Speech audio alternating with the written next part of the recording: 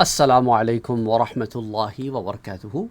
India کے رہنے والے اکثر یہ سوال بھیجتے ہیں کہ سر ہندو کہتے ہیں کہ تمہارے قرآن میں ہمارا ذکر کیوں نہیں ہے؟ یہ تو ایسی بات ہے کہ یہ ہندوؤں کو خبر ہی کوئی نہیں ہوئی کہ قرآن میں ان کا ذکر ایک جگہ نہیں بہت ساری جگہ پر موجود ہے۔ اگر یہ قرآن پڑھنا شروع کریں تو انہیں معلوم یہ ہوگا کہ گویا ان سے ہی مخاطب ہے قرآن۔ آپ کہیں گے وہ کیسے؟ دیکھیں نا، ہندو کیا بہت سارے دیوی دیوتاؤں کو مانتے ہیں؟ آپ کہیں گے بالکل مانتے ہیں، پوجا بھی کرتے ہیں، ان کی بہت سارے خدا بھی بنا رکھے ہیں انہوں نے، رائٹ؟ اچھا، سناتن دھارمک لوگ کہتے ہیں نہیں ہم مورتی پوجا نہیں کرتے۔ تو ایک کام کرو، تم مسلمانوں کو سدھارنے سے پہلے اپنے ہندوؤں کو تو سدھار لو یار۔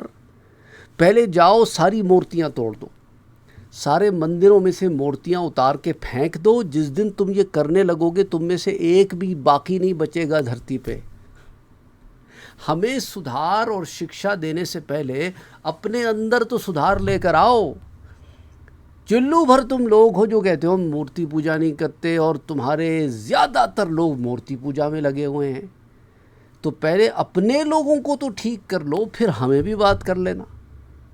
اچھا، اب یہ جو سناتن والے ہیں نا، یہ بھی ایک سے زیادہ کو تو مانتے ہیں۔ آئیے، اچھا اب ان سے پوچھتے ہیں کچھ باتیں قرآن سے۔ قرآن ان سے بات کر رہا ہے۔ اب آپ یہ ذہن میں رکھیں کہ قرآن ان سے مخاطب ہے۔ سورہ بنی اسرائیل، جس کا نام سورۃ الاسراء بھی ہے، قرآن کی 17 سورہ مبارکہ، آیا نمبر 42-43۔ اللہ سبحانہ و تعالیٰ اپنے نبی سے فرما رہا ہے کہ ان لوگوں سے یوں کہو۔ کن سے؟ یہ اس طرح کے لوگوں سے جو ایک سے زیادہ خدا کو ماننے والے ہیں۔ قُل لَوْ كَانَ مَعَهُ آلِهَةٌ كَمَا يَقُولُونَ، اگر ایک سے زیادہ خدا ہوتے، ایک سے زیادہ ہوتے جن کی عبادت کی جاتی ہے جیسا کہ یہ لوگ کہتے ہیں، تو اِذًا لَابْتَغَوْا إِلَىٰ ذِي الْعَرْشِ سَبِيلًا، اس طرح اگر اللہ کے ساتھ اور معبود ہوتے جب تو وہ عرش کے مالک کی طرف کوئی راہ ڈھونڈ نکالتے۔ کیا معنی؟ مثال کے طور پہ اگر دو خدا ہوتے، ایک کہتا کہ بھئی اسے موومنٹ دو، ایک کہتا ہے نہیں اسے اسٹیشنری کر دو، تو اب خدا باہم آپس میں لڑ پڑتے۔ یا تو ایسے ہوتا کہ ایک ہی آبجیکٹ موونگ کے ساتھ اسٹیشنری بھی ہوتا، یا اسٹیشنری کے ساتھ موونگ بھی ہوتا، اور ایسا ہو نہیں سکتا کیونکہ دو متضاد باتیں ہیں، اپوزٹ باتیں ہیں۔ یا تو وہ گھومتا یا اسٹیشنری رہتا۔ اگر تو وہ گھومتا تو گھومنے والا خدا ہو جاتا، اور جس کا اسٹیشنری معاملہ ہو گیا وہ خدا نہ رہتا، کیونکہ خدا عاجز نہیں ہو سکتا۔ جو عاجز ہے، عاجز ہونا، کوئی کام نہ کر سکنا نقص ہے، ڈیفیشنسی ہے، اور خدا میں ڈیفیشنسی نہیں ہو سکتی۔ تو جو کام نہ کر سکا وہ خدا نہیں رہا۔ اگر دونوں میں سے کوئی کام نہ کر پایا، نہ اسٹیشنری والا اسٹیشنری کر پایا، نہ موومنٹ والا موومنٹ کر پایا، تو بھی دونوں عاجز ہو گئے، دونوں خدا نہ رہے۔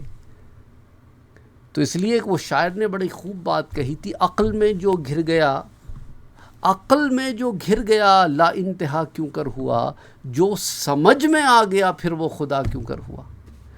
تم خدا کو اپنی چھوٹی سی عقل میں سمونا چاہتے ہو، ہیں؟ یہی ہاں تم غلطی کرتے ہو۔ اس لیے اس نے کیا کہا؟ سبحانہ وتعالی عما یقولون علوا کبیرا، وہ ظالموں کی ان باتوں سے پاک ذات ہے، وہ بہت بلند ہے۔ ان کی سوچیں بڑی چھوٹی اور گھٹیا قسم کی سوچیں ہیں کہ رب کے بارے میں ایسی باتیں کر رہے ہیں۔ وہ رب تو وہ ہے کہ تسبح لہ، اس کی بڑائی، اس کی بزرگی، اس کی پاکی بیان کرتے ہیں۔ سماوات، سارے آسمان، السماوات السبع، ساتوں کے ساتوں آسمان، والارض، اور ساری کی ساری زمینیں، صرف دنیا کی بات نہیں ہو رہی، کائنات کی ہر شے جو زمین میں داخل ہے، وَمَنْ فِيهِنَّ، اور وہ چیزیں بھی اس میں شامل ہیں جو ان میں ہیں۔ ان آسمانوں اور زمینوں میں جو جو چیز تمہیں نظر آتی ہے، وہ ہر وہ شے وہ اللہ کی تسبیح بیان کر رہی ہے۔ وَإِن مِّن شَيْءٍ إِلَّا يُسَبِّحُ بِحَمْدِهِ، ایسی کوئی شے نہیں جو رب کی تسبیح نہ بیان کرتی ہو، ظالموں تمہارے سوا کہ تمہیں بات سمجھ میں نہیں آتی، وَلَٰكِن لَا تَفْقَهُونَ تَسْبِيحَهُمْ، اور تم تو اتنے پرلے درجے کے جاہل ہو کہ تمہیں ان کی تسبیحیں نہیں سمجھ میں آتی تو تم انکار کر بیٹھتے ہو۔ اس طرح بہت ساری چیزیں تمہاری سمجھ میں نہیں آتی تو ہر وہ شے جو تمہاری سمجھ میں نہیں آتی اسے انکار کر بیٹھتے ہو۔ سوچنے کی بات ہے نا، کیا انکار اور اقرار تمہاری علم کے اوپر ڈیپینڈنٹ ہے؟ ہرگز نہیں، کیونکہ تمہارا علم تو بہت تھوڑا سا ہے۔ بہت ساری چیزیں جن کے بارے میں تمہیں آج نہیں پتہ، بہت ساری چیزیں جن کے بارے میں تمہارے پرکھوں کو بھی نہیں پتہ تھا، تو اس کا یہ مطلب نہیں ہے کہ وہ چیزیں ہیں ہی نہیں۔ سمجھ آ رہی ہے بات؟ تو اس لیے اللہ نے کیا فرمایا کہ انہو کان حلیما غفورا، اور اللہ کی ذات تو وہ ہے جو بڑا حلم والا ہے کہ تمہاری ان گستاخیوں کے باوجود تمہیں اپنی زمین پہ رکھا ہوا ہے، تمہیں ساری چیزیں مہیا کرتا ہے، تمہیں اس نے ہر شے دی ہوئی ہے، وہ اس کا حلم ہے۔ اور وہ کون ہے؟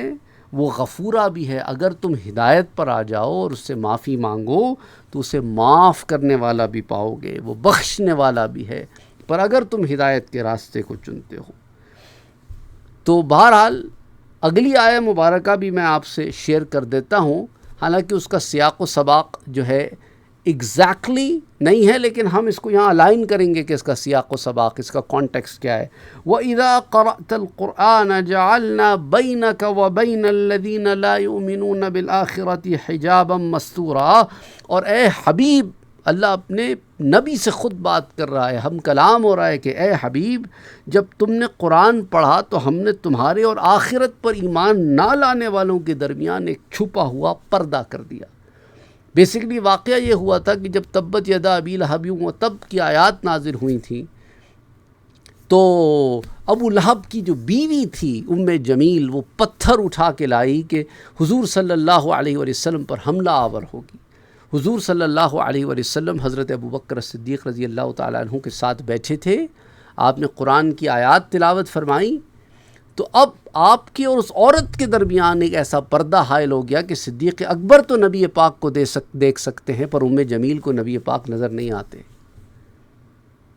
تو ایک ایسا حجاب پیدا ہو گیا، ایک ایسی آڑ پیدا ہو گئی کہ اسے نظر ہی نہیں آتے تھے حضور، اور وہ وہاں سے چلی گئی۔ یہی معاملہ ان لوگوں کے ساتھ بھی ہے جو نبی پاک صلی اللہ علیہ وسلم کے گستاخ ہیں، حضور کے منکر ہیں، کہ انہیں حضور کی شان نظر نہیں آتی۔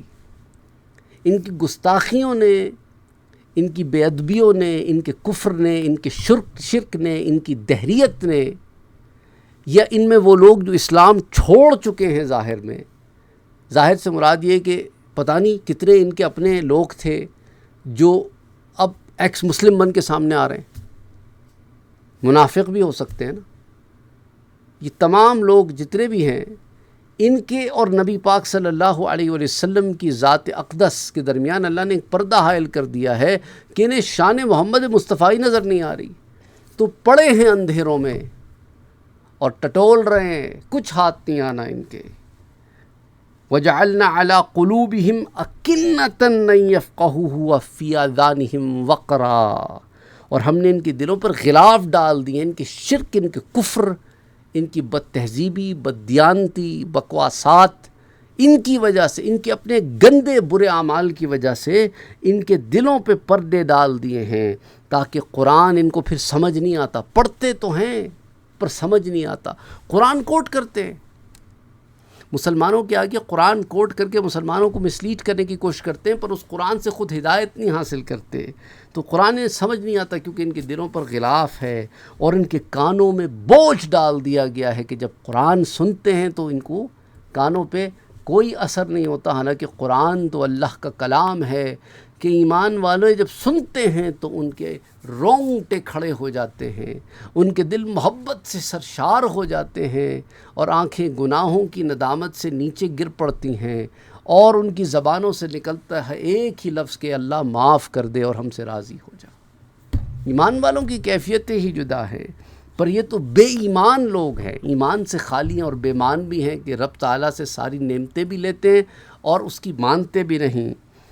وَإِذَا ذکرت ربک فی القرآن وحدہ ولو علی ادبارہم نفورا، اور جب تم قرآن میں اپنے اکیلے رب کا ذکر کرتے ہو تو وہ کافر نفرت کرتے ہوئے پیٹھ پھیر کر بھاگتے ہیں۔ یہی کیفیت ہے نا ان کی، جب ایک خدا واحد کی طرف بلایا جاتا ہے انہیں، ایک اللہ کی عبادت کرو، ایک رب کی، ایک الہ کی عبادت کرو، تو ان کا بس نہیں چلتا کہ کیا کریں، سمجھ نہیں آتا انہیں۔ ان میں سے کچھ تو خدا کی ذات کے منکر ہیں کہ وہ کسی کو نہیں مانتے، اور کچھ کئی کو مانتے ہیں۔ ان سب کے اوپر یہ باتیں بڑی گراں گزرتی ہیں۔ نحن اعلم بما یستمعون بہ، اللہ فرماتا ہے ہم خوب جانتے ہیں کہ جب وہ آپ کی طرف کان لگا کر سنتے ہیں تو اسے کیوں سنتے ہیں، اور جب وہ آپس میں مشورہ کرتے ہیں، جب ظالم کہتے ہیں تم تو صرف ایک ایسے مرد کی پیروی کر رہے ہو، ان تتبعون الا رجلا مسحورا، جس پر جادو ہوا ہے، یعنی کہ انہیں نہ صرف کہ نبی اکرم صلی اللہ علیہ وآلہ وسلم کی مبارک ذات سے انہیں پردے میں کر دیا گیا ہے، بلکہ ان کی قسمت میں ادب بھی نہیں ہے، یہ گستاخ بھی ہیں، بے ادب بھی ہیں، نامراد بھی ہیں، گویا کہ اپنے ہاتھوں سے جہنم کا فیصلہ خود لکھ کر اس پر خوش ہو رہے ہیں۔ اللہ فرماتا ہے انظر کیف ضربوا لک الامثال فضلوا فلا یستطیعون سبیلا، دیکھو انہوں نے تمہارے لیے کیسی مثالیں بیان کی ہیں تو یہ گمراہ ہوئے، پس یہ راستہ پانے کی طاقت نہیں رکھتے، خود اپنے آپ کو انہوں نے ایسے راستے پر گامزن کر لیا ہے۔ تو بہرحال یہ مخاطب ہے اللہ عز و جل ان لوگوں سے، سورۃ الاسراء کی آیہ نمبر 42 سے 48 تک۔ تو یہ آپ سے کیسے کہتے ہیں کہ اللہ نے انہیں قرآن میں ایڈریس نہیں کیا؟ انہیں کئی مقامات پر ایڈریس کیا ہے، پر افسوس کہ عقل نہیں رکھتے تو ایمان لے آتے، کیونکہ عقل کا تقاضا یہ ہے کہ انسان انٹیلیجنٹ ڈیسیجنز لے۔ انہوں نے تو اپنے رب کو نہیں پہچانا، تو ان سے بڑا بے وقوف کوئی نہیں ٹھہرا، بے شک مارس پر کمندے ڈال لیں، کیونکہ دنیا کی زندگی تو بڑی تھوڑی سی ہے جو انہیں بڑا اثر انداز کرتی ہے، اصل زندگی تو آخرت کی ہے۔ بہرحال السلام علیکم ورحمۃ اللہ وبرکاتہ۔ اللہ ہمیں بھی ہدایت میں رکھے اور انہیں بھی ہدایت دے، آمین۔